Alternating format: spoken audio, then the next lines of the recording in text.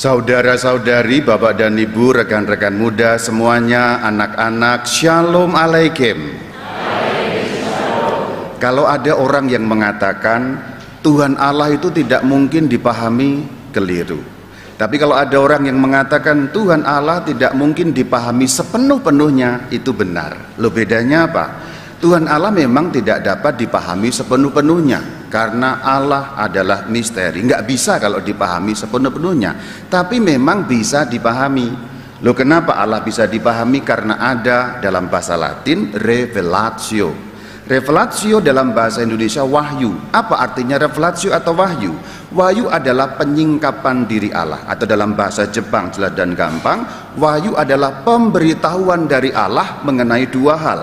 Yang pertama siapa dirinya, yang kedua apa kehendaknya. Itu wahyu. Justru karena ada wahyu itulah kemudian kita bisa mengenal siapa diri Allah, yang di dalam rumusan iman Katolik dirumuskan dalam ajaran mengenai Allah Tritunggal. Tritunggal sama dengan Trinitas, dari dua kata, tri dan tunggal, atau dalam bahasa Latin tres dan unitas. Tri adalah tiga, tunggal itu satu, atau kalau bahasa Latin tres tiga, unitas satu, tiga satu.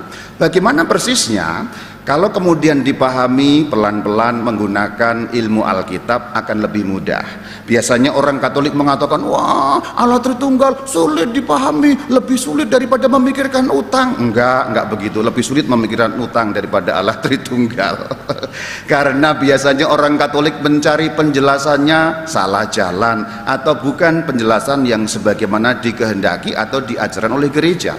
Kalau kamu mencari penjelasan dari Alkitab loh ya, bukan dipikir-pikir sendiri, bukan dari gambaran-gambaran atau perbandingan-perbandingan. Allah Tritunggal seperti telur, kulitnya, putihnya, kuningnya. Memang Tuhan Allah martabak apa bukan ya? Tidak pakai gambaran, tidak pakai pikiran sendiri, tapi pakai Alkitab dan ayat-ayat suci yang diwahyukan Tuhan. Maka hari ini karena kita sedang merayakan Hari Raya Allah Tritunggal Maha Kudus, saya mau jelaskan sedikit supaya paling berkurang kebingungan umat bahwa sebenarnya Allah Tritunggal begitu simpel, benar-benar begitu simpel, tidak ada sulit-sulitnya sama sekali kalau arah penjelasannya benar. Bahkan saya bisa menjelaskan Allah Tritunggal dengan simpel, sederhana dan mudah, hanya menggunakan 3 ayat atau 3 blok ayat saja. Yang pertama dari kitab Kejadian, yang kedua dari Injil Matius, yang ketiga dari Injil Yohanes. Mari kita lihat perlahan-lahan. Kita mulai dari kitab Kejadian. Ada 1 blok ayat, yaitu Kejadian pasal 1 ayat 1, ayat 2 dan ayat 3. Kita mulai perlahan-lahan. Dalam kitab Kejadian dinyatakan pada mulanya Allah menciptakan langit dan bumi, itu ayat 1. Belum berbentuk dan kosong, ayat 2 dan seterusnya. Lalu dikatakan roh Allah melayang-layang dan seterusnya. Jadi dalam ayat 1 dinyatakan ada Allah, dalam ayat 2 dikatakan ada roh Allah. Ayat 3, berfirmanlah Allah. Jadi kalau kita membaca kitab Kejadian ayat 1, ayat 2, ayat 3 pada bab yang pertama sudah ada 3 hal yang kita temui. Ada Allah, ada roh Allah, dan ada firman Allah. Nanti dicek ya, Kejadian 1 ayat 1, ayat 2, ayat 3. Ada Allah, ada roh Allah, ada firman Allah. Nah, ada seperti 3 hal ya, Allah, roh Allah, firman Allah. Nah, inilah yang dalam bahasa iman Katolik diberi nama seperti yang tercantum dalam Injil Matius pasal 28 ayat yang ke-19. Baptislah mereka dalam nama Bapa dan Putra dan Roh Kudus. Nah, ini klop sebenarnya. Kejadian dan Matius ini klop. Allah itu disebut Bapa. Jadi kalau kita menyebut Bapa sebenarnya menyebut Allah. Nah, Putra itu sebutan untuk firman-Nya Allah. Roh Kudus sebutan untuk rohnya Allah. Jadi tinggal digabungkan Kejadian dan Matius, beres. Maka kalau orang Katolik mengatakan dalam nama Bapa dan Putra dan Roh Kudus, kalau berdoa kan begitu kan? Kita mengawali misa, doa segala macam kan begitu, rosario, dalam nama Bapa dan Putra Roh Kudus. Sebenarnya apa itu? Dalam nama Allah, Putra tadi apa? Firman-Nya Allah, Roh Kudus tadi apa? Rohnya Allah. Jadi kalau kita mengatakan dalam nama Bapa dan Putra dan Roh Kudus, sebenarnya kita sedang mengatakan dalam nama Allah dan firman-Nya dan rohnya. Clear ya? Jadi Bapa, Putra, Roh Kudus itu Allah dan firman-Nya dan rohnya. Kita bergerak maju. Mungkinkah Allah terpisah dengan rohnya? Mungkinkah Allah terpisah dengan firman-Nya? Tidak mungkin. Kalau Allah terpisah dengan rohnya, maka Allah mati dong. Kalau Allah nggak pakai roh, berarti bagaimana? Ya mati, sama kayak ubin, sama kayak batu. Maka Allah pasti menyatu dengan firman-Nya, dengan rohnya. Allah juga nggak mungkin berpisah dengan firman-Nya. Kalau Allah nggak punya firman, Allah bisu. Nah, nggak bisa dong, karena Allah berfirman. Jadi secara sederhana, Allah pasti bersama dengan firman-Nya, pasti bersama dengan rohnya. Dalam pandangan kita kayak tiga kan, Allah bersama dengan firman-Nya, bersama dengan rohnya. Allah, firman-Nya, rohnya, kayak tiga. Tapi ini tiga apa satu? Satu. Karena roh Allah dalam diri Allah, firman Allah dalam diri Allah. Jadi yang tampaknya tiga, Allah bersama firman-Nya, bersama dengan rohnya, ini satu adanya dalam kebersamaan yang kekal, tidak mungkin terpisahkan. Sederhana sekali. Nah, kemudian sekarang kita bicara mengenai sosok Yesus. Ini blok dari Injil Yohanes. Yohanes 1 ayat 1, lompat Yohanes 1 ayat 14. Kalau kita mengatakan Yesus itu siapa, dijelaskan dalam Injil Yohanes. Pada mulanya adalah firman, ini ayat 1. Firman itu bersama-sama dengan Allah, dan firman itu adalah Allah. Sudah jelas tadi ya, firman bersama dengan Allah. Sekarang lompat ayat 14. Firman itu telah menjadi manusia.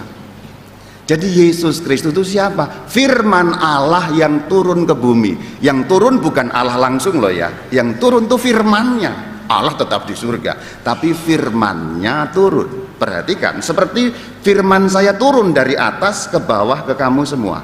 Kan sayanya tetap ada di sini. Perhatikan, ini untuk menggambarkan supaya gampang. Rama Bayunya ada di mana? Di sini. Firman itu kan kata-kata.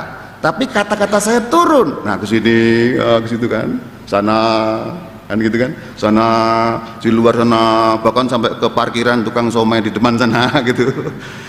Jadi sayanya di sini, firman saya yang turun. Allahnya di surga, firman-Nya yang turun. Nah, firman yang turun menjadi manusia itu namanya Yesus. Yohanes 1 ayat 14. Firman itu telah menjadi manusia. Tidak ada yang sulit. Justru kalau kita mulai penjelasannya dari Alkitab. Biasanya orang menjadi sulit dan rumit karena mikir-mikir sendiri. Ini tiga apa satu, satu apa tiga. Mikirnya lalu matematika, satu kok tiga. Kalau satu nggak mungkin tiga, kalau tiga nggak mungkin satu. Lah itu kan matematika. Memangnya Allah matematika calistung kan bukan. Cara menalarnya sungguh sangat sederhana. Kalau kita tahu Injil Yohanes tadi, tahu Injil Matius tadi, tahu kitab Kejadian tadi, beres semua. Saya ulangi pelan-pelan supaya makin paham. Allah bersama dengan firman-Nya, bersama dengan rohnya. Mungkin pisah nggak? Nggak mungkin. Jadi Allah, firman-Nya, rohnya. Satu kan? Ini tritunggal. Kayaknya kita ngitung tiga, tapi ini satu. Firman itu disebut putra, rohnya disebut roh kudus, Allahnya sendiri disebut Bapa. Jadi Bapa, Putra, Roh Kudus adalah Allah yang bersama dengan firman-Nya, yang bersama dengan rohnya kekal abadi, nggak mungkin terpisahkan. Lalu siapa Yesus? Siapa yang turun ke bumi? Allah turun ke bumi? Enggak, Allah nggak turun ke bumi. Yang turun ke bumi firman-Nya. Firman yang menjadi manusia, manusia itu namanya Yesus Kristus Tuhan. Karena firman Allah penuh kuasa, maka kita menyebutnya Yesus Allah. Karena firman Allah pencipta dunia ini. Sederhana sekali. Maka saudara-saudari, saya tidak akan memperpanjang penjelasan ini. Yang penting kamu tahu prinsip dasarnya. Saya udah lihat beberapa orang manggut-manggut, mungkin udah 30 tahun nggak paham Tritunggal, hari ini kemudian paham gitu loh. Ya nggak apa-apa juga, lebih baik terlambat daripada tidak sama sekali. Jadi kalau suatu kali kamu dinyanyikan Tuhan berikanlah istirahat, itu udah paham Tritunggal gitu loh. Tuhan berikanlah istirahat, aku udah paham Tritunggal gitu. Lumayan lah ya, paling kurang dalam prinsip dasarnya kamu ngerti. Dan kalau ada orang mengatakan itu orang Katolik nyembah tiga Tuhan, nggak ada yang tiga Tuhan, tidak ada. Orang Allah bersama dengan firman dan rohnya kok tiga Tuhan, bagaimana? Tidak ada. Itu orang Katolik ajarannya nggak masuk akal. Nggak masuk akal bagaimana? Di mananya nggak masuk akal? Begitu masuk akal, bahkan sangat masuk akal. Allah Esa pasti Tritunggal. Tidak mungkin kita ngomong tentang Allah Esa kalau nggak Tritunggal. Ini sekarang kita main-main sebentar. Coba dikurangi satu. Allah, firmannya, rohnya. Hapus rohnya. Kalau rohnya dihapus, Allah jadi apa? Mati. Nah, nggak mungkin kan? Hapus firmannya. Kalau Allah nggak punya firman, bagaimana Allah? Nggak mungkin memberi firman kepada kita. Jadi Allah Esa, kalau kita ngomong Allah Esa, harus Tritunggal, dan pasti Tritunggal, karena tidak mungkin dipisahkan Allah dengan firman dan rohnya. Oke, saya tidak akan bergerak lebih lanjut. Penjelasan yang mendalam tentu tidak cukup dalam homili seperti ini. Kalau pengen tahu lebih dalam, nanti silakan meluncur di penjelasan yang saya jelaskan di YouTube Kapkit. Nggak usah subscribe, nggak usah, nggak penting ya. Nonton aja, nggak penting subscribe begitu. Saya bukan pencari follower ya. Yang penting tahu yang lebih dalam. Kalau nggak mau lebih dalam, nggak apa-apa juga, nggak apa-apa. Tetap boleh masuk surga gitu loh. Tapi paling kurang kamu tahu bahwa Allah Tritunggal itu masuk akal dan masuk semasuk-masuknya.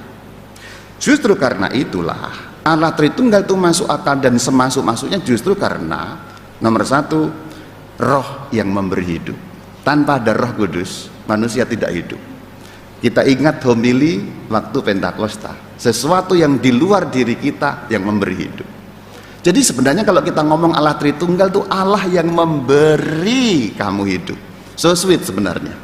Jadi rohnya diberikan kepada kita, rohnya menopang hidup kita. Kamu saya beri hidup ya, karena aku mengasihimu. Itu Allah Tritunggal. Kamu saya topang hidupmu, karena aku, Allah maksudnya, begitu cinta pada kamu sehingga hidupmu saya topang dengan rohku sendiri. Jadi Allah Tritunggal itu arah yang so sweet. Kita sekarang ngomong firman.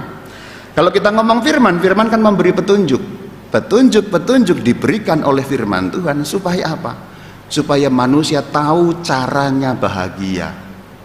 Kalau kita nggak diberi firman, kalau kita nggak punya firman Tuhan yang memberi petunjuk, kita nggak tahu caranya bahagia itu bagaimana. Dengan diberi firman, kita tahu caranya bahagia. Dan Tuhan ngasih tahu kita, kamu saya beri firman biar kamu tuh tahu caranya mencapai, jalannya bagaimana untuk menjadi bahagia. Jadi kalau kita sedang merayakan Allah Tritunggal dengan segala misterinya yang sebenarnya sangat masuk akal itu, kita sedang merayakan Allah yang begitu manis kepada manusia. Manis yang pertama, menopang hidup. Manis yang kedua, kamu saya kasih tahu caranya bahagia seperti saya. So sweet kan? Itu Allah Tritunggal. Shalom alaikum.